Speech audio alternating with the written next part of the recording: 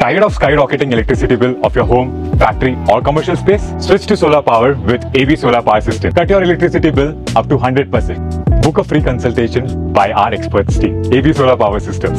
Zero your electricity bill by powering a cleaner tomorrow. మరో భారతీయుడు అంతరిక్షంలోకి అడుగు పెట్టబోతూ ఉన్నాడు. శుభాంశు శుక్లా పేరు ఇప్పుడు దేశమంతా మారుమోగుతోంది. XCM-4 మిషన్ తొలి అంకం సక్సెస్ అయింది. రాకేష్ శర్మ తర్వాత 41 ఇయర్స్ తర్వాత అంతరిక్షంలోకి వెళ్ళిన మొదటి భారతీయ వ్యోమగామిగా శుభాంశు శుక్లా చరిత్ర సృష్టించబోతూ ఉన్నారు. సార్ ఏంటి సార్ ప్రత్యేకత? ఆ చరిత్ర ఆల్రెడీ సృష్టించారు. మీకు అడుగు పెట్టబోతున్నారు కదా, అడుగు పెట్టారు. ఆల్రెడీ ప్రయోగం జరిగింది కదా. ప్రయోగం జరిగింది, ఇంకా రీచ్ కాలేదు. అంతరిక్షంలోకి వెళ్ళిపోయారు. ఇంటర్నేషనల్ స్పేస్ స్టేషన్ రీచ్ కాలేదు. జూన్ 26 రోజు ఇంటర్నేషనల్ స్పేస్ స్టేషన్కు రాకెట్ డాక్ అవుతుంది. ఆల్రెడీ అంతరిక్షంలోకి వెళ్ళిపోయారు. సో మీకు అంతర్జాతీయ అంతరిక్ష కేంద్రం ఇంటర్నేషనల్ స్పేస్ స్టేషన్లోకి జూన్ 26 వెళ్తారు. సో ఇది డెఫినెట్గా అద్భుతమైన విజయం. ఎందుకంటే మనకు 41 ఇయర్స్ క్రితం, నాకు ఇప్పటి గుర్తు, Rakesh Sharma was the first Indian. But అప్పుడు సోవియట్ యూనియన్ సహకారంతో వారి అంతరిక్ష యాత్రలో భాగంగా మన రాకేష్ శర్మ వెళ్ళారు. సో అప్పుడు నేను జర్నలిజం స్టూడెంట్ను.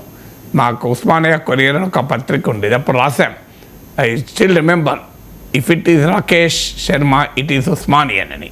అండ్ ఆయన ఎంపికకు ముందే రాకేష్ శర్మ, రవీష్ మల్హోత్రా అని ఇద్దరు పోటీ పడితే రాకేష్ శర్మ కనుక ఎంపిక అయితే అతను ఉస్మానియన్ అని చెప్పి మేము గర్వంగా రాసుకున్నాం. రాకేష్ శర్మని ఎంపిక అయ్యారు. ఇది 1984లో 41 ఇయర్స్ క్రితం. సో ఇప్పుడు నేను యూనివర్సిటీ ప్రొఫెసర్గా రిటైర్ అయ్యాను. అంటే ఆ గ్యాప్ ఎంత పీరియడ్ అర్థమేటని చెప్తున్నాను. నేను ఒక యూనివర్సిటీ స్టూడెంట్గా ఉన్నప్పుడు రాకేష్ శర్మ వెళ్తే, నేను యూనివర్సిటీ ప్రొఫెసర్గా రిటైర్ అయిన 1.5 ఇయర్స్కు శుభాంశు శుక్లా వెళ్తున్నారు. అంటే జీవితంలో అంత మార్పు వచ్చింది ఈ కాలంలో.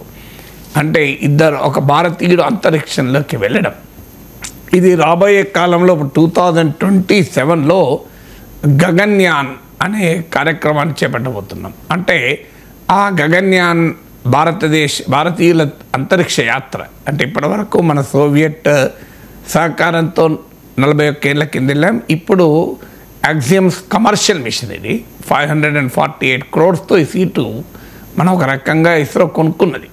ఎందుకంటే మనకు 20,000 కోట్లతో గగన్యాన్ ప్రోగ్రాం ఉంది.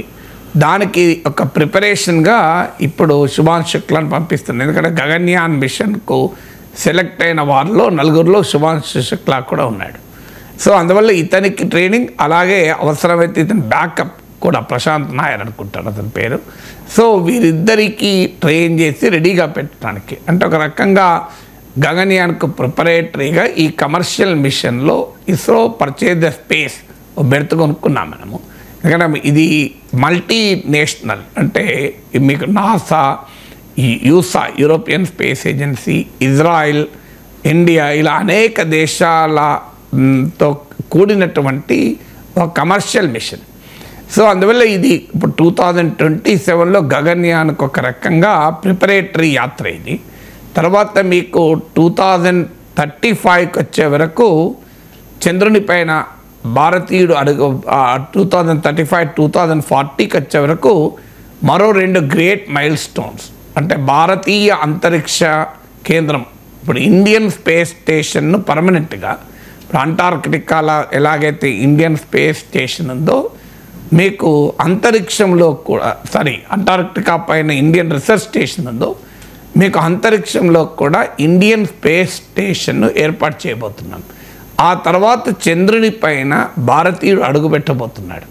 అంటే నెక్స్ట్ 10-15 ఇయర్స్లో జరగబోయేటువంటి పరిణామాలు ఇది. అయితే ఈ పరిణామాలకు మూలం ఎక్కడ అని చూస్తే, ఎందుకు మూలాలు చెప్పాలంటే ఈ మధ్య కాలంలో ఒక ఫ్యాషన్ అయిపోయింది. 2014కు ముందు భారతదేశం ఏమీ లేదు, అంతా 2014 తర్వాతనే అద్భుతాలు జరుగుతున్నాయి అని ఒక నరేటివ్ను బిల్డ్ చేస్తున్నారు. ఇండియా బిఫోర్ 2014 నథింగ్, ఇండియాలో పుట్టడమే బ్యాడ్ లక్ అనుకునేలా ఉండేది అని ఒక భారత ప్రధానమంత్రి చెప్పాడు. నేను చెప్పింది కాదు, నరేంద్ర మోడీ అన్నాడు 2014 ముందు భారతదేశంలో ఎందుకు పుట్టారని ఆలోచించే వాళ్ళు ఇప్పుడు మనం ఈ స్థాయికి వచ్చామని. కానీ వాస్తవంగా ఈ స్పేస్ జర్నీ ఎప్పుడు మొదలైంది అంటే 1960s మొదలైంది. మీకు Thumba equatorial rocket launching station నుంచి అట్మాస్ఫియరిక్ రీసెర్చ్ కోసం తొలి రాకెట్ను అంతరిక్షంలోకి భారతదేశం 1960s మిడ్ 60s ప్రయోగించింది.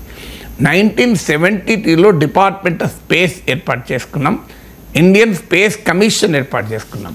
1975లో తొలి ఉపగ్రహం ఆర్యభట్ట ప్రయోగించాం, అంటే 50 ఏళ్ల క్రితం. ఇప్పుడు మనం 50 ఏళ్ల క్రితం ఎమర్జెన్సీని గుర్తు చేసుకుంటూ కార్యక్రమాలు చేస్తుంటున్నాం. ఎందుకంటే రాజకీయాల్లో ప్రత్యర్థుల్ని వేటాడటానికి ఎమర్జెన్సీ ఉపయోగపడుతుంది కనుక. బట్ తప్పనిసరిగా ఎమర్జెన్సీకి 50 ఏళ్ళు కూడా మనం జరుపుకోవాలి, ఎందుకంటే భారత రాజ్యాంగానికి గ్రహణం పట్టించిన రోజుకని.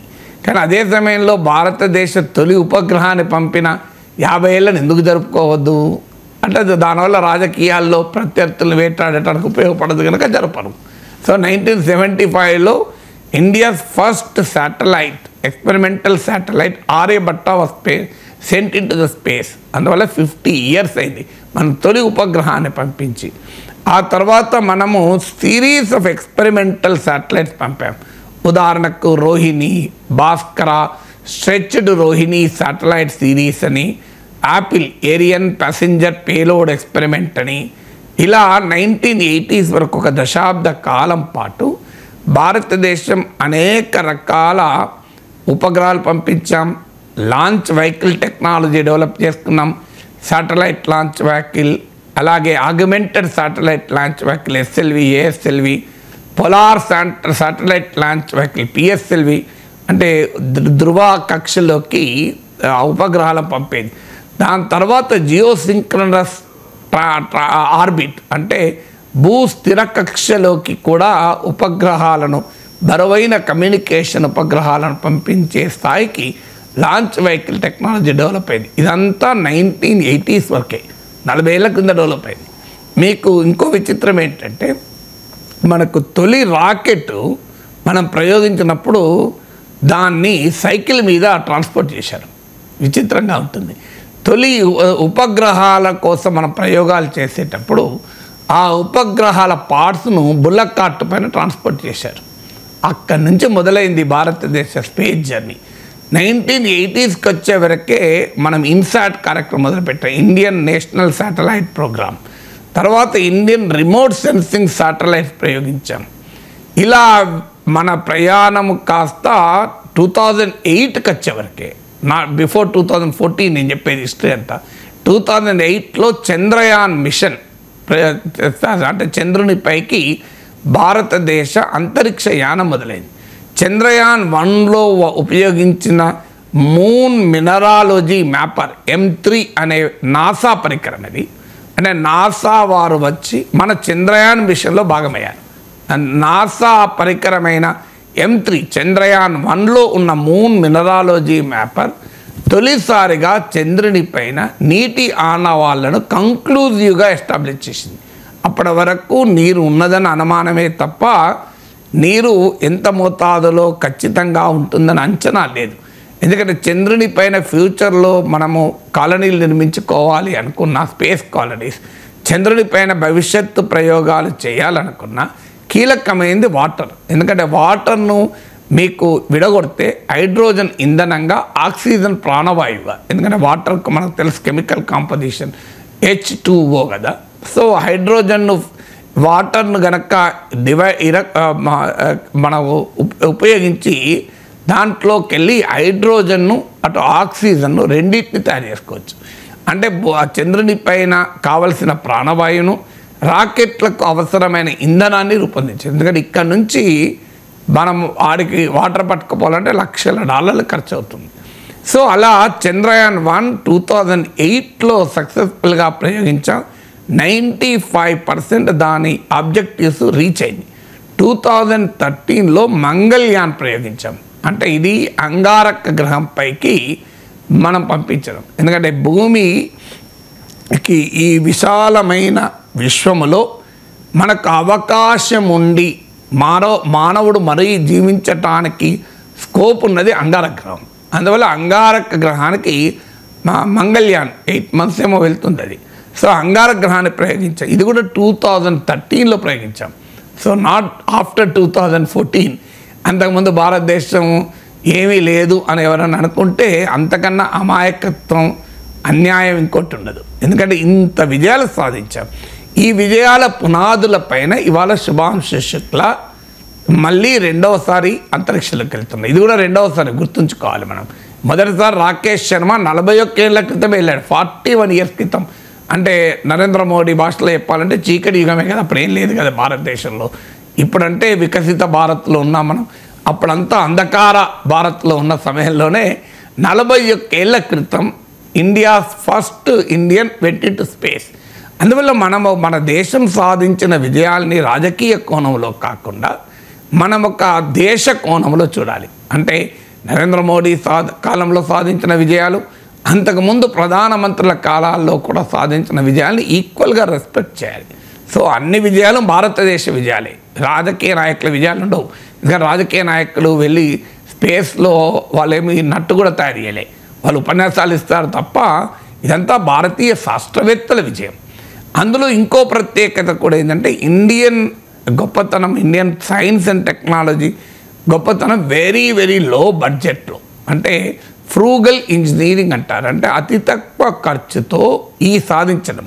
ఇప్పుడు మనకు టాటా నానో కార్ పైన ఇంత చర్చ జరిగింది, ₹1,00,000 కార్ అని. నిజంగా చెప్పాలంటే ₹1,00,000 కార్ తయారు చేయడం ఇంజనీరింగ్ రీత్యా గొప్పదే కావచ్చు, సమాజం రీత్యా గొప్పదేం కాదు. రతన్ టాటాను చాలా కీర్తించామన్న దానికి. దాని టెక్నాలజీ రీత్యా అప్రిషియబుల్ ఫ్రూగల్ ఇంజనీరింగ్. కానీ ఈ ఫ్రూగల్ ఇంజనీరింగ్ అనేది సైంటిఫిక్ అంశాల్లో చూసుకుంటే మనకు ఈ స్పేస్లో కూడా ఇప్పుడు ఉదాహరణకు చంద్రయాన్ ఉంది, 400 కోట్ల బడ్జెట్తో మనం చేసాం. అంటే 1/10 ఆఫ్ ద నాసా బడ్జెట్. ఇంకా నాసా చంద్రమండల యాత్రకు వాడినటువంటి నిధులలో 10%తోనే మనం సాధించాం. ఆ తర్వాత ఇప్పుడు 2023లో చంద్రయాన్ 2 కూడా వెళ్ళింది. ఇది చంద్రుని సౌత్ పోల్ పైన, అంటే చంద్రునిలో ఉన్న సన్లిట్ అంటే సూర్యకాంతి పడే చోట కాకుండా సో ఎవరు వెళ్ళని సౌత్ పోల్ వైపు వెళ్ళాం. సో చంద్రుని సౌత్ పోల్ పైన అడుగు పెట్టిన దేశం భారతదేశం. అందువల్ల ఈ రోజసీ యాత్రకు అద్భుతమైన విజయాలు ఉన్నాయి. ఒక గ్రేట్ సైంటిఫిక్ ఇన్ఫ్రాస్ట్రక్చర్ నిర్మించుకున్నాం. ఇప్పుడు మన శ్రీహరికోటలో ఉన్న Sriharikota high altitude range SHAR centre ఉంది సూళ్ళూరుపేట సమీపంలో. అలాగే హైదరాబాద్లో నేషనల్ రిమోట్ సెన్సింగ్ ఏజెన్సీ ఉంది. అహ్మదాబాద్లో ఫిజికల్ రీసెర్చ్ ల్యాబొరేటరీస్ ఉన్నాయి. అలాగే మీకు Thumba equatorial rocket launching station టర్ల్స్ ఉంది. విక్రమ్ సారాభాయ్ స్పేస్ సెంటర్ ఉంది. విక్రమ్ సారాభాయ్ భారతీయ స్పేస్ మిషన్కి ఒక ఫాదర్ లాంటి వాడు.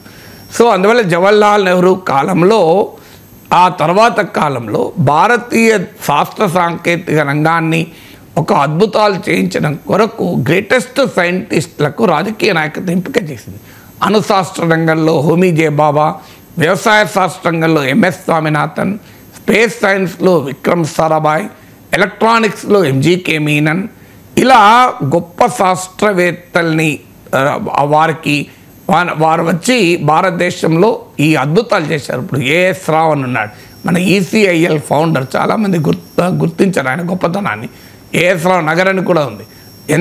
అమెరికాలో అద్భుతమైన అవకాశాలు ఉండి మీకు హెచ్పి కంపెనీ ఫౌండర్ అయిన రూమ్మేట్ అమెరికాలో ఉంటే 100 కోట్లు సంపాదించేవాడు. కానీ దేశభక్తితో ఇండియాకు వచ్చి electronics corporation of India limited ప్రధానమంత్రితో కొట్లాడి హైదరాబాద్లో పెట్టించాడు. ఇవాళ భారతదేశంలో దేశమంతటా ఎన్నికలలో వాడే ఈవీఎంలు ఈసీఐఎల్లో తయారవుతాయి. సో ఎలక్ట్రానిక్ ఓటింగ్ మిషన్లు అన్నీ ఈసీఐఎల్లోనే తయారవుతాయి. అందువల్ల ఆ ఏఎస్ రావు నగర్ ఎంత సామాన్యుడు అంటే ఆర్టీసీ బస్ ఎక్కి ఏఎస్ రావు నగర్ టికెట్ ఇయ్యని అడిగేవాడు. సో తనకు ఎంప్లాయీస్ అంతా కలిపి వాళ్ళ కాలనీ నిర్మించుకుంటే మీకు ఇల్లు కట్టిస్తానంటే కూడా అంగీకరించలే ఆయన. సో నా జీవితం నేను గడపగలను అని. సో వారాలు చేసి చదువుకొని స్టాన్ఫోర్డ్ విశ్వవిద్యాలయానికి వెళ్ళిన ఒక గొప్ప శాస్త్రవేత్త. అందువల్ల ఇండియన్ స్పేస్ సైన్స్ వండర్ఫుల్ సైంటిస్టులకు కూడా రూపొందించింది, వండర్ఫుల్ సైంటిస్టులకు కూడా. సో అందువల్ల అంతటి గొప్ప విజయాలు భారతీయ స్పేస్ సైన్స్ ఇప్పుడు కొత్త ప్రపంచంలోకి ఎంటర్ అయ్యాం. ఇప్పటి వరకు మనము భారతదేశ అభివృద్ధి, ప్రజల అభివృద్ధి అవసరాల కొరకే స్పేస్ సైన్స్ డెవలప్ చేసుకుంటూ వచ్చాం.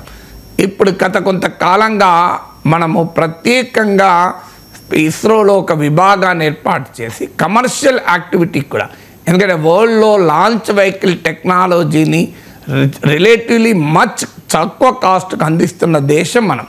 ఇప్పుడు కమర్షియల్ స్పేస్ మిషన్స్ కూడా మొదలయ్యాయి. ఇప్పుడు లేటెస్ట్గా అయితే స్పేస్లో ప్రైవేట్ సెక్టార్ని కూడా ఎలో చేస్తున్నాం. ఇప్పుడు 200 స్టార్టప్స్, 200 స్పేస్ స్టార్టప్స్ పనిచేస్తున్నాయి. అంటే ప్రైవేట్ స్టార్టప్స్ కూడా అంతరిక్షంలోకి రాకెట్లు ప్రయోగించే స్థాయికి వెళ్ళాం. ఇప్పుడు Hyderabad is also space startup capital. So even హైదరాబాద్కు ఇందులో సంతకం ఉంది. చంద్రాయన్లో వాడిన పరికరాలు కూడా హైదరాబాద్లో తయారయ్యాయి. అదే హైదరాబాద్ గొప్పతనం.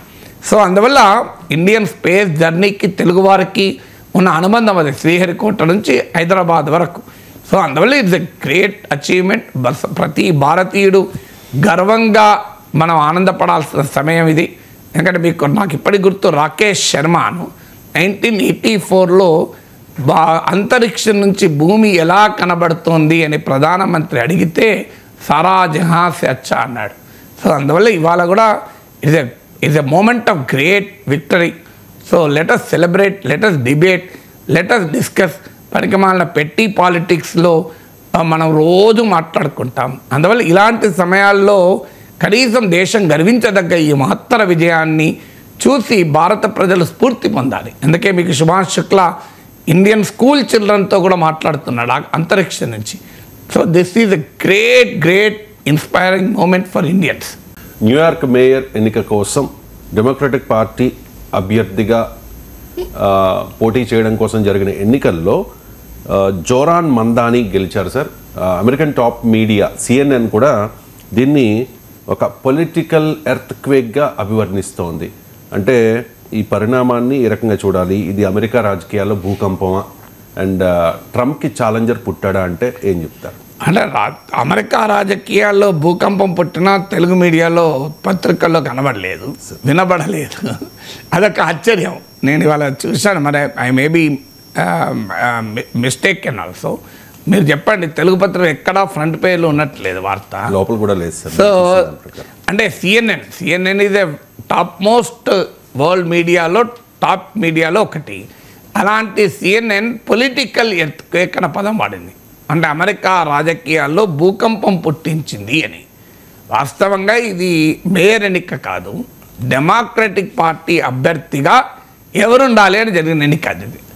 కానీ న్యూయార్క్ ఇదే హైలీ డెమోక్రటిక్ స్టేట్. అది అంటే డెమోక్రట్లే గెలుస్తుంటారు. మీకు Joe Biden president of America అయినప్పుడు న్యూయార్క్ నగరంలో డెమోక్రట్లకు 23% లీడ్ వచ్చింది. Even Donald Trump second time గెలిచిన సమయంలో కూడా కమలా హ్యారిస్కు న్యూయార్క్లో 12% లీడ్ వచ్చింది. అందువల్ల డెమోక్రటిక్ పార్టీ అభ్యర్థి ఎవరైతే ఆటోమేటిక్గా వారు మేయర్ అవుతారు. సో ఇతను 33 ఇయర్స్ 33 ఏళ్ళ వ్యక్తి 3 సార్లు న్యూయార్క్ గవర్నర్గా గెలిచిన వ్యక్తిని ఓడించి గెలిచారు. మామూలు విషయం కాదు అది. సో అందువల్ల in all probability, unless something miracle takes place, Zoran Mandani will be the new mayor of New York in November. ఎందుకు మరి ఇది CNN లాంటి సంస్థలు దీన్ని రాజకీయ భూకంపం అంటున్నాయి? సో అమెరికన్ పాలిటిక్స్లో ఉన్న మెయిన్ స్ట్రీమ్ పొలిటికల్ ట్రెండ్ ఏంటి? డెమోక్రటిక్ పార్టీలో సోషలిస్ట్ భావాలు కలిగిన ఒక స్ట్రీమ్ ఉంటుంది, శ్రవంతి. బర్నీ శాండర్స్ లాంటి వాళ్ళు దానికి నాయకత్వం వహిస్తున్నారు. వాళ్ళు ప్రెసిడెంట్ పోస్టుకు కూడా పోటీ పడ్డా నిలబడలేకపోయారు. సో నిలబడలేక పోటీలో తట్టుకోలేకపోయారు. కానీ జోరాన్ మమ్దాని ఫ్యూచర్ ట్రెండ్కు ఒక ఇండికేటర్ అని. ఎందుకంటే ఈజ్ ఎ నోన్, తనకు తానుగా సోషలిస్ట్ అని చెప్పిన సామ్యవాద భావజాలం కలిగిన వ్యక్తి. అమెరికా అంటేనే capitalism, it's a paradise of capitalism కదా. అలాంటి దేశంలో ఒక సమానత్వము, సామ్యవాదము అనే అంశాలు బహిరంగంగా చెప్పినటువంటి యంగ్ ఓటర్కు రిప్రజెంట్ చేసే 33 ఇయర్స్, అప్పటికైనా న్యూయార్క్ స్టేట్ అసెంబ్లీ మెంబర్ కూడా. ఇతను అఫ్కోర్స్ ఇండియన్ ఆరిజిన్. మనకు ఇంట్రెస్టింగ్ ఏంటంటే మన మీరా నాయర్, అలాగే యుగాండన్ అకాడమిక్, మీకు మహమూద్ మమ్దానీల కొడుకు. ఇతను ఇంకొక ఇంట్రెస్టింగ్ ఏంటంటే ఆయన ప్రచారంలో కూడా దివార్ అని ఇట్లా పాత హిందీ సినిమాల్లో ఉన్న డైలాగులు వాడుతూ హిందీలో ఉర్దూలో క్యాంపెయిన్ చేశాడు. సో సౌత్ ఏషియన్ ఓటర్లను రీచ్ అవ్వటానికి. సో అదొక డైమెన్షన్ ఇండియన్ ఆరిజిన్. అన్నిటికన్నా ముఖ్యమైన డైమెన్షన్ మీరు అడిగారే, ట్రంప్కు ఛాలెంజర్ పుట్టాడు. ఛాలెంజర్ అనేది పెద్ద పదం యాజ్ ఆఫ్ నౌ, కానీ డెఫినెట్గా ట్రంప్ ఆలోచన సరళికి కంప్లీట్లీ డైవర్జెంట్ ఆలోచన సరళి రిప్రజెంట్ చేసే వ్యక్తి. అమెరికాలోనే కాదు, ప్రపంచంలోనే మోస్ట్ పవర్ఫుల్ సిటీ న్యూయార్క్. మీకు న్యూయార్క్ జీడిపి, నా నమ్మకం ప్రపంచంలో ఒక 100 దేశాల జీడిపి కనెక్ట్. సో నేను న్యూయార్క్ సిటీ వెళ్ళాను కూడా. సో మీకు ఐకానిక్ టైమ్స్ స్క్వేర్ నుంచి యునైటెడ్ నేషన్స్ వరకు ఉండేటువంటి పేరుకు వాషింగ్టన్ క్యాపిటల్ అయినా, నేను వాషింగ్టన్ వెళ్ళాను, న్యూయార్క్ వెళ్ళాను. రెండిట్లో చూస్తే New York is the real strength of United states. So అలాంటి నగరం అది, మామూలు నగరం కాదు. సో ప్రపంచ ఎకానమీకి కూడా న్యూయార్క్ అనేది ఒక పురిటిగడ్డ. సో అలాంటి సిటీ, మోస్ట్ ఎక్స్పెన్సివ్ సిటీ. నేను మా ఫ్రెండ్ క్లాస్మేట్ సిస్టర్ ఉంటే వెళ్ళాను. అతను మా క్లాస్మేట్ వాళ్ళ బావ యునైటెడ్ నేషన్స్లో పనిచేస్తాడు.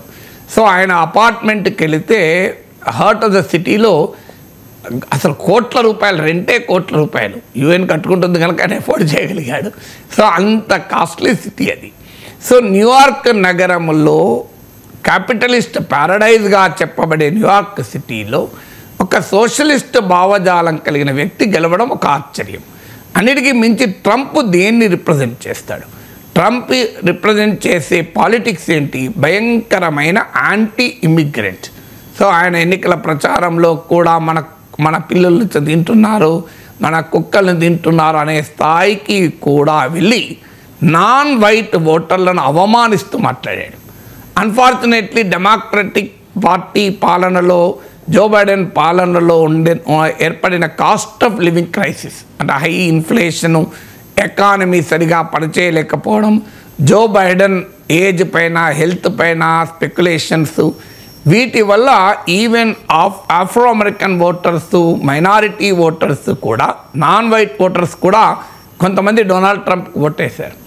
అలాంటి highly anti immigrant, white racist outlook, make America great again అంటే make white America great again meaning అసలు మనకు అర్థం కావటానికి. అలాంటి డొనాల్డ్ ట్రంప్ అమెరికా ప్రెసిడెంట్ అయి అమెరికా రాజకీయాలను శాసిస్తుంటే, జొరాన్ మమ్దానీ ఈజ్ ఎన్ ఇమ్మిగ్రెంట్.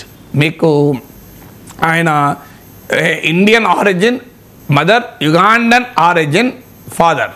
అంటే మీకు Afro American, Indian American identity. Kamala హ్యారిస్కు ఉన్నటువంటి mixed identity. So Kamala Harris Indian origin mother and Jamaican origin father.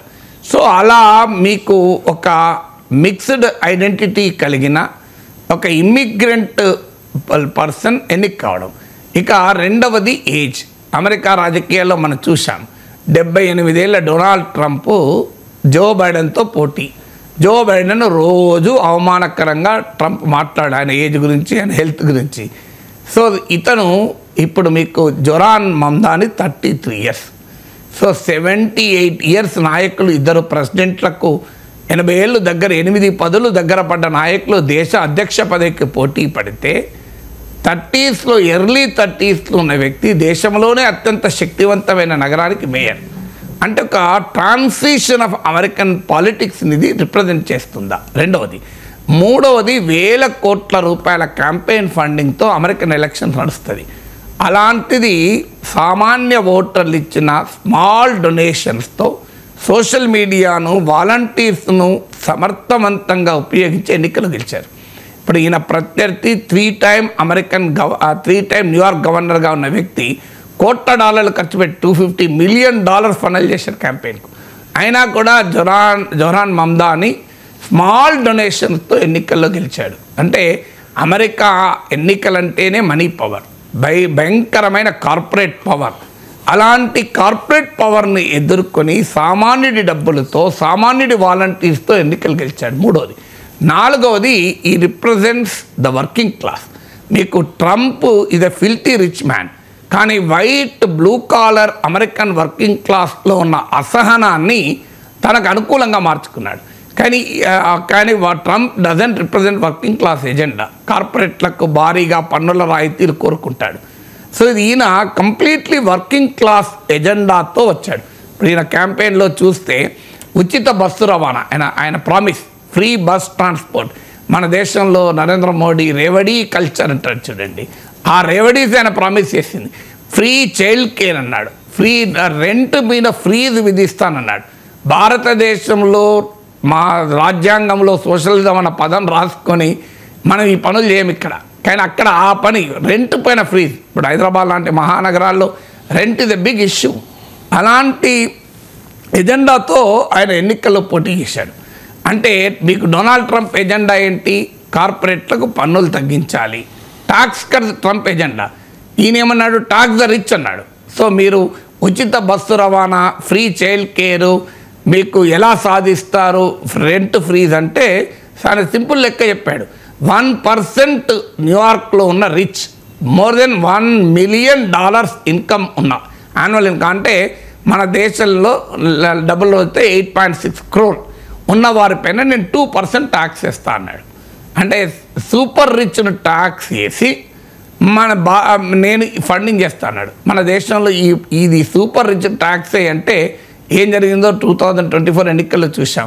Wealth tax అని శామ్ పెట్రోడ్ ఎక్కడో అంటే దాన్ని ఎంత పెద్ద ఎత్తున మోడీ ప్రచారంలో వాడాడు. మీ మంగళసూత్రాలు తీసుకెళ్తారట, మీ అపార్ట్మెంట్లు తీసుకెళ్తారట, మీ ప్లాట్లు తీసుకెళ్తారట అని అటాక్ చేశారు.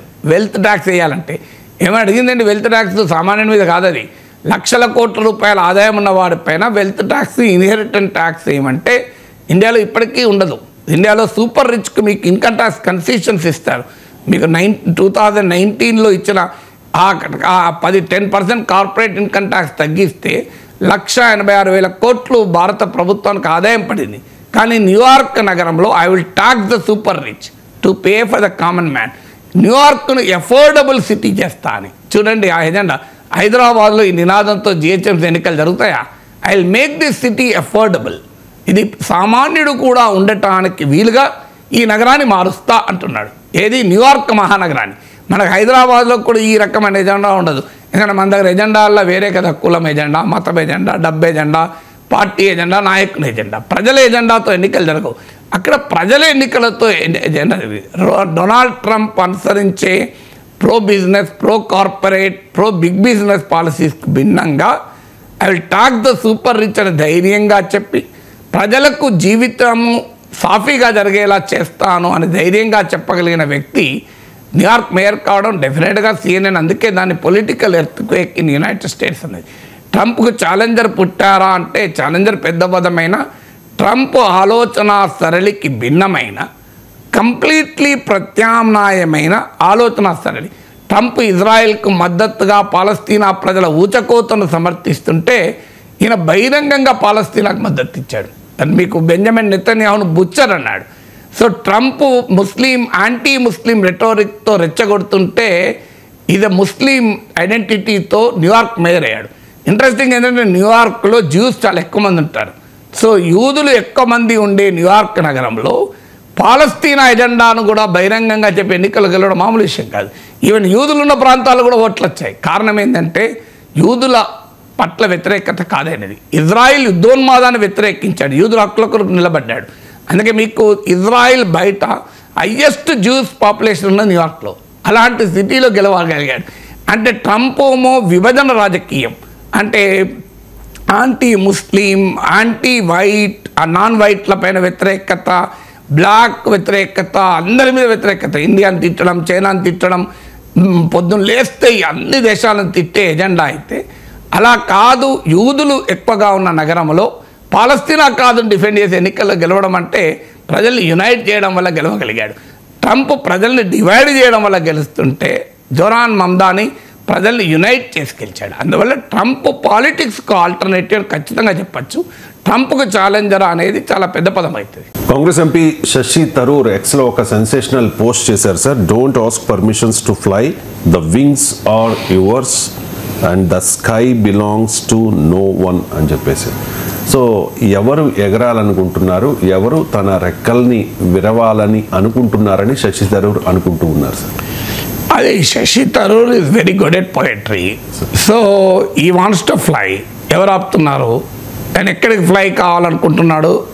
ఆల్రెడీ బీజేపీ వైపు ఫ్లై అవుతున్నాడు. ఆయన రెక్కల్ని ఎవరు విరగొడుతున్నారు? కాంగ్రెస్ పార్టీ ఓకే ఫ్లై అని కూడా అనేసింది ఆల్రెడీ. సో ఎందుకంటే ఇటీవల కేరళలో నీలాంబోర్ ఉప ఎన్నికలో శశి థరూర్ క్యాంపెయిన్ చేయలే, నన్ను ఎవరు పిలవలేదు అని చెప్పి అలిగి కూర్చున్నాడు. అక్కడ 11,000 మేరతో కాంగ్రెస్ గెలిచింది. అది లెఫ్ట్ సీటు. లాస్ట్ ఎలక్షన్లో ఎల్డీఎఫ్ గెలిచిన సీట్లో కాంగ్రెస్ 11,000 మెజార్టీతో గెలిచింది.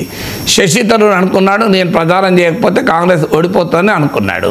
బీజేపీ అభ్యర్థికి డిపాజిట్ గల్లంత అయింది.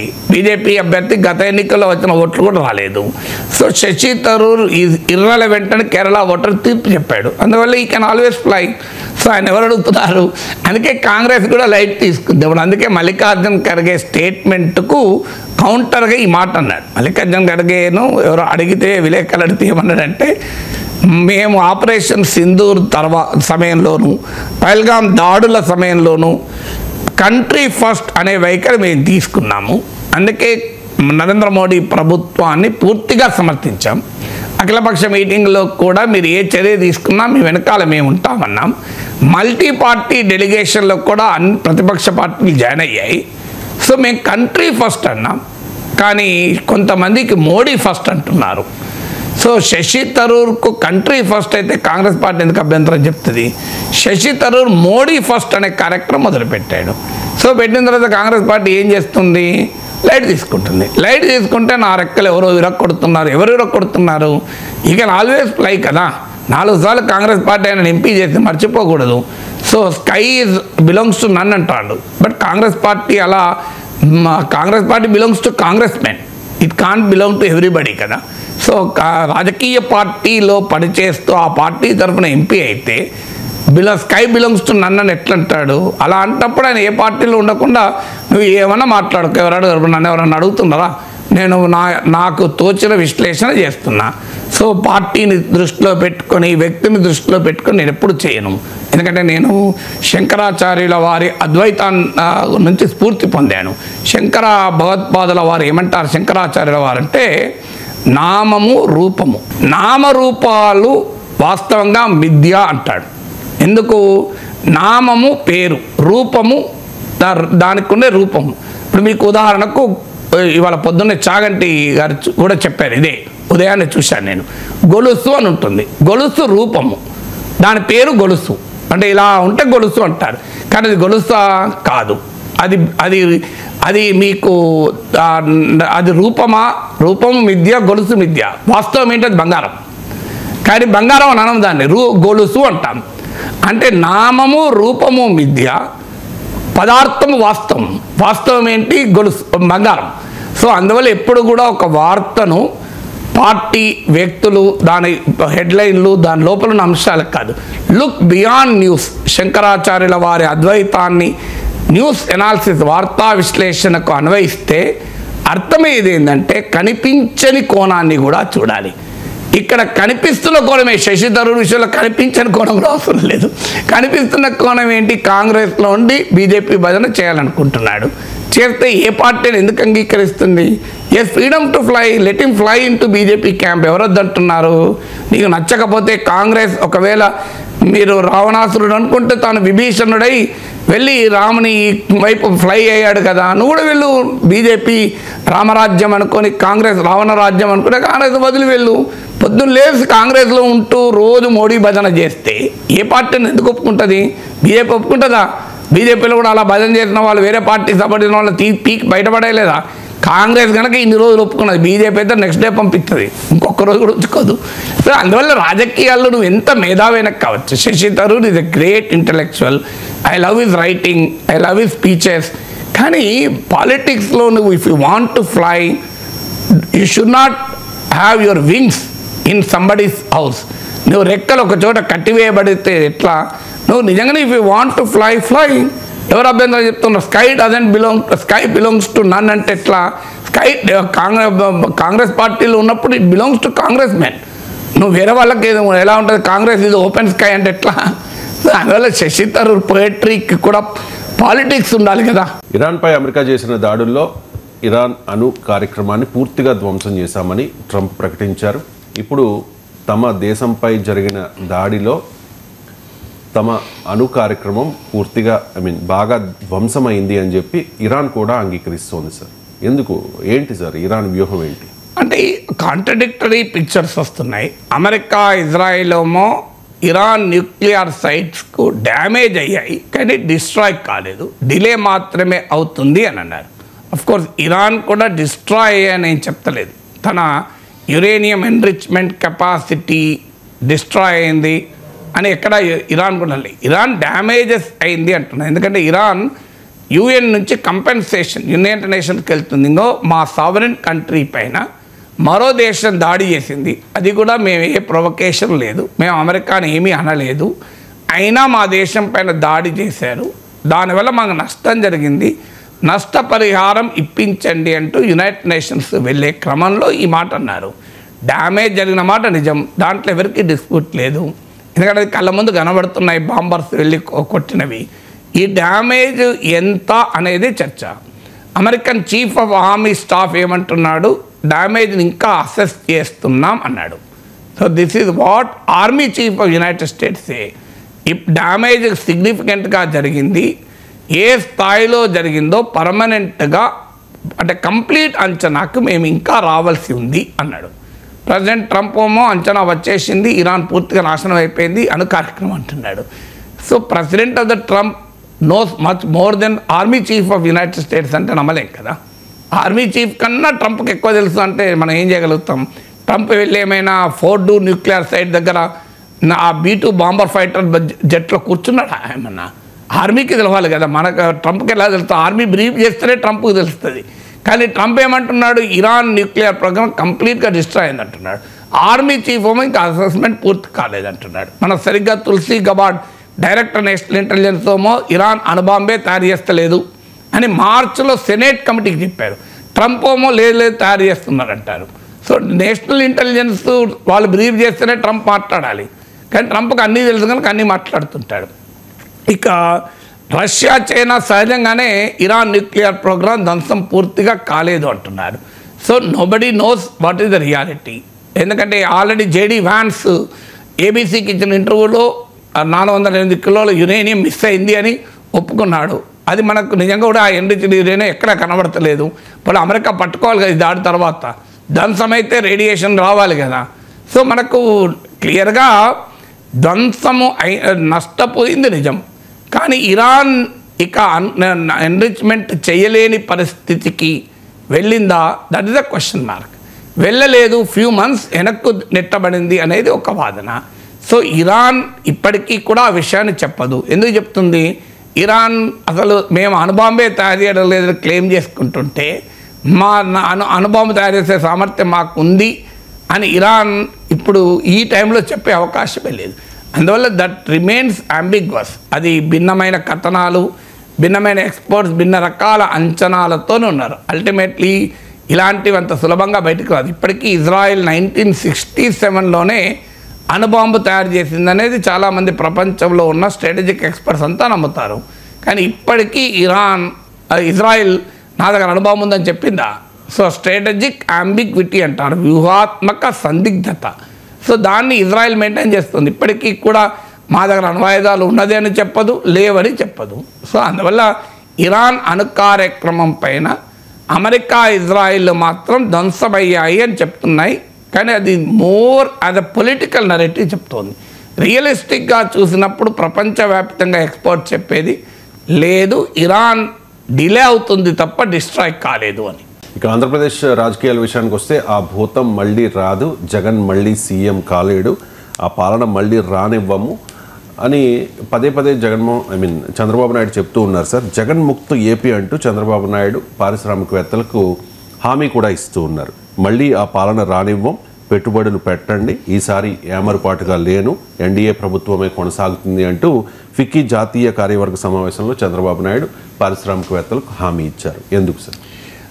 రాజ్యాంగాన్ని సవరించి ఆంధ్రప్రదేశ్లో ఎవరు అధికారం ఉంటే వాళ్ళే 20 ఏళ్ళ వరకు 10 ఎన్నికలు ఉంటాయి అంటే అది సాధ్యమవుతుంది. లేదా ఎలక్షన్ కమిషన్ ద్వారా వైఎస్ఆర్ కాంగ్రెస్ నిషేధింపజేస్తే ఆ గ్యారంటీ ఇవ్వగలం. ఎందుకంటే మరి ఈ రెండు పనులు టీడీపీ చేయడం లేదు. ఎక్కడ నరేంద్ర మోడీకి లేఖ రాయలేదు ఎన్డీఏ ప్రభుత్వమే 20 ఏళ్ల పాటు ఎన్నికలు లేకుండా ఉండాలి అని. లేదు, ఎన్నికల కమిషన్కి ఏమీ లెటర్ ఇవ్వలేదు టీడీపీ, వైఎస్ఆర్ కాంగ్రెస్ నిషేధించండి అని. సో పాకిస్తాన్లో ఇమ్రాన్ ఖాన్ను జైల్లో పెట్టి టెరిక్ ఇన్సాఫ్ పార్టీ నిషేధించినట్లు ఇక రాజకీయాల్లో ప్రజాస్వామ్యంలో ఎవరు అధికారంలో ఉండాలన్నది పార్టీలు నిర్ణయించవు, ప్రజలు నిర్ణయిస్తారు. ప్రజలకున్న గొప్పతనం ఏంటి అంటే అప్రతిహతంగా దేశమంతటా అధికారాన్ని తన గుప్పిట్లో పెట్టుకొని ఇంటర్నల్ ఎమర్జెన్సీ ప్రకటించి సుప్రీంకోర్టును కూడా తన గుప్పిట్లో పెట్టుకొని రాజ్యాంగాన్నే సస్పెండ్ చేసి ఇందిరాగాంధీ ఏమైంది 1977లో ఎన్నికలు జరిగితే రాయబరేలీ నుంచి తాను ఓడిపోయింది, తన కొడుకు సంజయ్ గాంధీ అమేథీ నుంచి ఓడిపోయాడు. నేను అప్పుడు 8th క్లాస్ స్టూడెంట్, నాకు ఇప్పటికీ గుర్తు. మా మేనమా ఇంట్లో ఉన్నాను తక్కలపల్లి కరీంనగర్ జిల్లాలో. సో రేడియో పట్టుకొని మేము సాయంత్రం 5 గంటలకు ఫస్ట్ వరంగల్ సీట్ రిజల్ట్ వచ్చింది. సో ఒక్కొక్క రిజల్ట్ చూస్తే ఆశ్చర్యం వేసింది. నార్త్ ఇండియా మొత్తం ఇందిరాగాంధీ స్వెప్ట్ అవుట్. ఇవాళ ఎందుకు మాట్లాడుకోవాలంటే ఎమర్జెన్సీ పూర్తయి 50 ఏళ్ళకు కూడా అయింది. సో ఎమర్జెన్సీని విధించిన ఇందిరాగాంధీ 1971లో అటల్ బిహారీ వాజ్పేయి ద్వారా దుర్గామాత అని కీర్తనలు అందుకున్న ఇందిరాగాంధీ బంగ్లాదేశ్ విమోచన సాధించి భారతదేశంలో ఎదురులేని శక్తిగా ఉన్న ఇందిరాగాంధీ ఏమైంది 77లో ఓడిపోయిందా లేదా? అదే ఇందిరాగాంధీ ఇక రాదు, అయిపోయింది. ఇందిరా ఫాసిస్టు రాజ్యం అంతమైంది, ఇందిరా ముక్త భారత్ సాధించాం. ఇక ఎమర్జెన్సీని ప్రజలు ఏనాడు అంగీకరించరు. 85 సీట్లను ఉత్తరప్రదేశ్ రాష్ట్రంలో 85కి 85 కాంగ్రెస్ ఓడిపోయింది అనుకున్నారు. సరిగ్గా 3 ఏళ్ళు తిరగకముందు మళ్ళీ ఇందిరాగాంధీ అధికారంలోకి వచ్చింది. 1980లో ఇందిరాగాంధీ మరణానంతరం వ్యక్తమైన సానుభూతి తుఫాన్లో పవనాలకు రాజీవ్ గాంధీ నాయకత్వంలో కాంగ్రెస్ 400 సీట్లు గెలుచుకుంది 84లో. ఏమైంది 1989లో? కాంగ్రెస్ అధికారాన్ని కోల్పోయింది. సో మీకు ఎన్టీ రామారావు తెలుగుదేశం చరిత్ర సృష్టించి అసలు ఒక సినిమా నటుడు 8 నెలల్లో అధికారానికి రావడం ఏంటి, అది కూడా కాంగ్రెస్ పార్టీని కూకటి వేళ్లతో లేపేయడం ఏంటి అందరూ ఆశ్చర్యపోయారు. అదే ఎన్టీ రామారావు 89లో ఓడిపోయాడు, కల్వకుర్తి నుంచి ఎమ్మెల్యేగా కూడా ఓడిపోయాడు.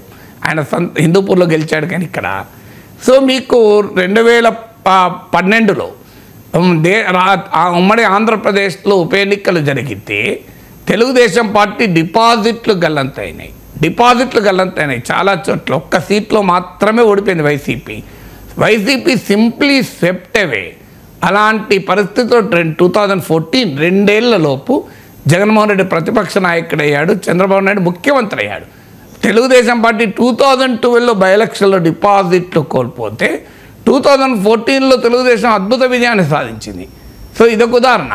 తర్వాత ఇక తిరిగి లేదు ఆంధ్రప్రదేశ్కు చంద్రబాబు నాయుడు నాయకత్వం అనుకుంటే 2019లో 23 సీట్లకు 23 సీట్లకు పడిపోయి జగన్మోహన్ రెడ్డి 1,00,000 కోట్లు తిన్నాడు అని ఆరోపణలు ఎదుర్కొని 16 నెలలు జైలుకి వెళ్ళి సిబిఐ ఈడీ కేసులు ఉన్నాయని రోజు ప్రత్యర్థులు అవహేళన చేస్తుంటే మీకు ఏమైంది? 151 సీట్లు గెలుచుకున్నాడు. ఇక నాకు ఎదురే లేదు 151 సీట్లతో ఇక చంద్రబాబు నాయుడు యుగం ముగిసింది, తెలుగుదేశం చచ్చిపోయింది అని కలలు కన్నాడు జగన్. ఏం జరిగింది? 5 ఏళ్ల తర్వాత ప్రజలైనా 11 సీట్లు ఇచ్చారు. అంటే ప్రజలంత గొప్ప వాళ్ళు దీన్ని బట్టి అర్థమవుతుంది కదా. అందువల్ల ఈ ముక్తు ఆ ముక్తు కాంగ్రెస్ ముక్త భారత మోడీ అంటే నరేంద్ర మోడీకి 63 సీట్లు తగ్గినాయి. 303 నుంచి 240కి పడిపోయాడు. సొంతగా మెజారిటీ లేక చంద్రబాబు నాయుడు నితీష్ కుమార్ల మద్దతుతో నరేంద్ర మోడీ వాళ్ళ ప్రధానిగా ఉన్నాడు. మా కళ్ళ ముందు కనబడుతుంది కదా కాంగ్రెస్ ముక్త భారత్ ఏమైందో స్లోగను. సో అందువల్ల ఇలా ఈ చంద్రబాబు ముక్త ఆంధ్రప్రదేశ్ జగన్ కళ్ళలు గారు 11 సీట్లకు పరిమితమయ్యాడు. సో ఎవరి ముక్తి ఉండదు. ఇప్పుడు ఇక్కడ ఎవరైనా ఇలాగే మాట్లాడతారు, తెలంగాణలో ఇక కేసీఆర్ అయిపోయిందని రేవంత్ రెడ్డి అంటలేడా? సో జగన్ అనలేదా చంద్రబాబు నాయుడు అయిపోయింది పని అని? కానీ చంద్రబాబు నాయుడు పని అయిపోయిందా? మళ్ళీ ముఖ్యమంత్రి కాలేదా? ఎవరైనా ఊహించారా 3 ఏళ్ల క్రితం చంద్రబాబు నాయుడు ఈ స్థాయిలో మళ్ళీ ముఖ్యమంత్రి అవుతాడని. పవన్ కళ్యాణ్ 2 సీట్లకు ఓడిపోతే ఎంత అవహేళన చేశారు. పేర్ని నాని, కొడాలి నాని, రోజా ఇలాంటి అంబటి రాంబాబులు ఎన్నిసార్లు అవమానకరంగా పవన్ కళ్యాణ్తో మాట్లాడారు. ఆయన 2 సీట్లు ఓడిపోయాడు, 3 సార్లు పెళ్ళిళ్ళు చేసుకున్నాడు. ఇదే గోల కదా 5 ఏళ్ళు. 2 సీట్లలో ఓడిపోయాడు, 3 పెళ్ళిళ్ళు చేసుకున్నాడు. కానీ ఏమైంది, ఇలా 11 సీట్లు అయితే ఆయనకు 21 సీట్లు ఇచ్చారు ప్రజలు. 2 సీట్లలో ఓడిపోయారని అవహేళన చేస్తే లోకేష్ ఎంత అవహేళన చేశారు.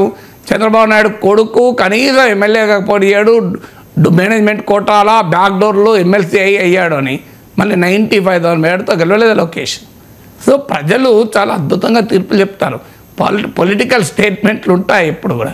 అంటే నేను దీన్ని బట్టి పలానా వాళ్ళు గెలుస్తారు, పలానా వాళ్ళు ఓడతారు అంటలేదు. మీకు అందులో చంద్రబాబు నాయుడు విజయాన్ని ఉదాహరించాను, లోకేష్ విజయాన్ని, పవన్ కళ్యాణ్ విజయాన్ని ఉదాహరించాను, జగన్మోహన్ రెడ్డి విజయాన్ని కూడా ఉదాహరించాను. నాకేం డిఫరెన్స్ ఏం లేదు. ఎందుకంటే నేను పదార్థాన్ని చూస్తాను తప్ప నామరూపాలు చూడను. సో అల్టిమేట్లీ నాకు ఈ పార్టీ ఆ పార్టీని కాదు, వాస్తవం ఏంటి, రియాలిటీ ఇది కదా. అయినా మరి ఎందుకు చెప్తున్నాడు ఈ మాట అంటే there is a reason for it. Reason ఏంటి, జగన్మోహన్ రెడ్డి ఆంధ్రప్రదేశ్లో సర్వనాశనం చేశాడు అనే ఒక నరేటివ్ను బిల్డ్ చేయాలి. ఆయన పారిశ్రామికవేత్తలను ఎల్లగొట్టాడు. దానికి కొన్ని ఉదాహరణలు కూడా ఉన్నాయి. అమర్ రాజా పైన జగన్ పడిన తీరు. సో అందువల్ల జగన్మోహన్ రెడ్డి అమరావతిని నాశనం చేశాడు, పారిశ్రామిక పెట్టుబడులు రాకుండా చేశాడు, ఆర్థిక విధ్వంసానికి పాల్పడ్డాడు అన్నది పొలిటికల్ నరేటివ్ బిల్డ్ చేయాలి. నాకు అర్థం కాదు, ఇక జగన్ అసలే రాడనుకుంటూ రోజు జగన్ మాట లేకుండా చంద్రబాబు నాయుడు ఉపన్యాసం ఉండదు. మరి జగన్ లేకుండా పోతే ఇదంతా రోజు జగన్ గురించి ఎందుకు? మీరు ఒక్కసారి ఈనాడు, ఆంధ్రజ్యోతి ఒకరోజు పేపర్ తీయండి, జగన్ పేరు లేకుండా ఒక పేజ్ 1 ఎన్నడని ఉన్నదా? మీరు ఒక్కసారి చూపెట్టండి నాకు. మరి అసలు జగన్ వచ్చే అవకాశమే లేనప్పుడు ఆయన పేరు ఎందుకు వస్తుంది పేజ్ 1లో? నాకు నిజంగా అర్థమవుతలేదు. జగన్ పేరు రాకూడదు కదా పేజ్ 1లో. ప్రతిరోజు జగన్ గురించే డిబేట్లు కదా టీవీ ఛానల్లో. మీకు జగన్ గురించే డిబేట్లు ఉంటాయి, జగన్ గురించే పేజ్ 1లో వార్తలు ఉంటాయి.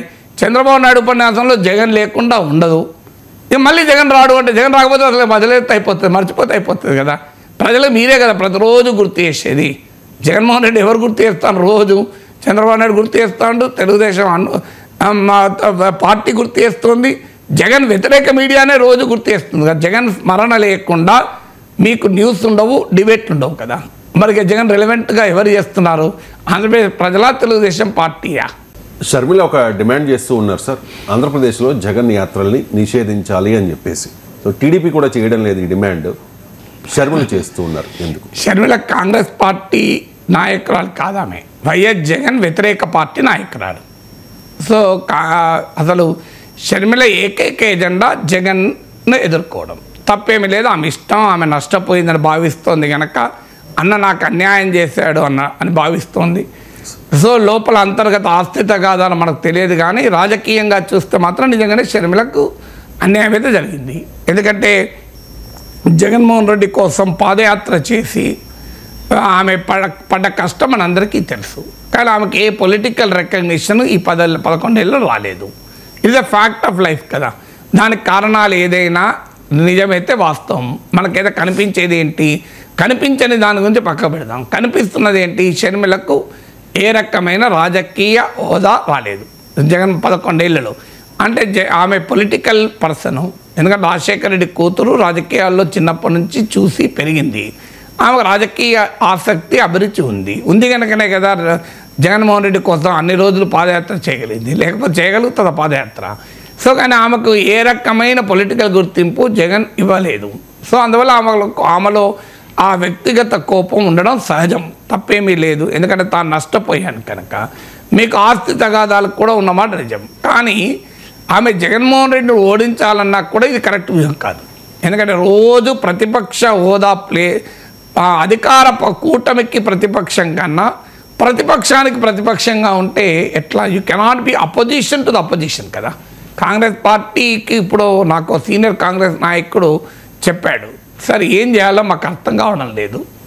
కాంగ్రెస్ పార్టీ హైకమాండ్ మేమందరము చెప్పినా వినకుండా ఆమెను స్టేట్ కాంగ్రెస్ చీఫ్ చేశారు. ఆమె సొంత ఎజెండాతో మా పార్టీలోకి వచ్చింది. ఇప్పుడు ఆమెను పక్కకు పెట్టలేము, ఎందుకంటే ఆమె రాజశేఖర రెడ్డి కూతురు. ఆల్రెడీ రాజశేఖర రెడ్డి కుటుంబానికి అన్యాయం చేశారన్న విమర్శ మా పార్టీ పైన ఉంది. దాని ఫలితాన్ని కూడా మేము అనుభవిస్తున్నాం. సో ఇప్పుడు అని చెప్తే ఆమె వేరే యాక్టివిటీ లేదు, ఓన్లీ జగన్ను తిట్టే యాక్టివిటీ తప్ప. మేము అందుకే ఆమెను కాంగ్రెస్ అధ్యక్షురాలు చేయకండి, ఆమెను కావాలంటే కాంగ్రెస్ వర్కింగ్ కమిటీలో తీసుకోండి, కర్ణాటక నుంచి రాజ్యసభకు పంపించండి, పిసిసి ప్రెసిడెంట్ మాత్రం చేయకని చెప్పినా మా హైకమాండ్ వినలే. ఇప్పుడు మా హైకమాండ్ కూడా తలలు పట్టుకొని ఏం చేయాలో అర్థం కాక మళ్ళీ ఆంధ్రప్రదేశ్ కాంగ్రెస్ నాయకుల్ని సలహాలు అడుగుతున్నారట, ఏం చేయాలి షర్మిలతోని అని. నాకున్న సమాచారం చాలా సీనియర్ మోస్ట్ కాంగ్రెస్ లీడర్ చెప్పిన మాటలు. సో ఎందుకంటే వాళ్ళకి అర్థమవుతలేదు ఏం చేయాలి. సో ప్రతిపక్షంగా అధికార కూటమికి వ్యతిరేకంగా రోజు పోరాడితేనే ప్రతిపక్షం రిలవెంట్గా ఉంటుంది. వాస్తవంగా ప్రతిపక్షంగా జగన్మోహన్ రెడ్డి ఫెయిల్ అయిన అంశాల్లో కూడా కాంగ్రెస్ పార్టీ ముందుండొచ్చు. ఇప్పుడు ఉదాహరణకు కేంద్ర ప్రభుత్వ విధానాలు ఉన్నాయి, ఎక్కడ జగన్ దానికి వ్యతిరేకంగా మాట్లాడాడు. ఆంధ్రప్రదేశ్కు నరేంద్ర మోడీ ఏమీ చేయలేదు అనే అంశంపై కూడా జగన్మోహన్ రెడ్డి మాట్లాడాడు. ఉదాహరణకు ఆ రెండు అంశాలు కాంగ్రెస్ నాయకురాలుగా షర్మిలకు బ్రహ్మాండమైన అవకాశం కదా. అలా ఎప్పుడు కూడా మహామంత్రి తిమ్మర్స్ కథ ఉంది, ఒక గీతను చిన్నదిగా చేయాలంటే ఆ గీతను మలపడం కాదు, పెద్ద గీత గీయాలి. సో జగన్మోహన్ రెడ్డి కన్నా పెద్ద గీతగా షర్మిల ప్రతిపక్ష స్పేస్లో ఉంటే జగన్మోహన్ రెడ్డి ఆల్రెడీ ఇర్రెలవెంట్ అవుతాడు. కానీ నిరంతరం జగన్ను విమర్శిస్తూ జగన్ నామస్మరణతో తెలుగుదేశం ఎట్లా జగన్ను మర్చిపోకుండా చేస్తుందో, ఎవరైనా పొరపాటు ఎప్పుడైనా తెలుగుదేశం ఆగితే షర్మిల కూడా అదే చేస్తుంది. అంటే జగన్ ప్రత్యర్థులే నిరంతరం ప్రజల పెదాలపైన జగన్ ఉండేలా చూస్తున్నారు, జాగ్రత్త పడుతున్నారు. ఎక్కడ జగన్ ప్రజలు మర్చిపోతారో అమ్మో మేము గుర్తియాలని చెప్పి టీడీపీ, జనసేన, వైసీపీ, కాంగ్రెస్ నాయకురాలు షర్మిల అందరూ ప్రయత్నం చేస్తున్నారు. అది జగన్ వాళ్ళకి అందరూ థ్యాంక్స్ చెప్పాలి. సో నన్ను రోజు మీరే రిలవెంట్గా ఉంచుతున్నారు. అసలు నా మాట లేకుండా, నా మాట రాకుండా మీరు మీ చర్చలు ఉండవు, డిబేట్లు ఉండవు, వార్తలు ఉండవు, పొలిటికల్ స్టేట్మెంట్లు ఉండవు, ఉపన్యాసాలు ఉండవు. ఇంకా జగన్కి ఏం కావాలి? ఆయన ప్రతిపక్షంలో ప్రశాంతంగా కూర్చున్నా కూడా యూ మేడ్ మీ పాపులర్ అంటారే, ఆ రకంగా ఉంది వ్యవహారం కదా.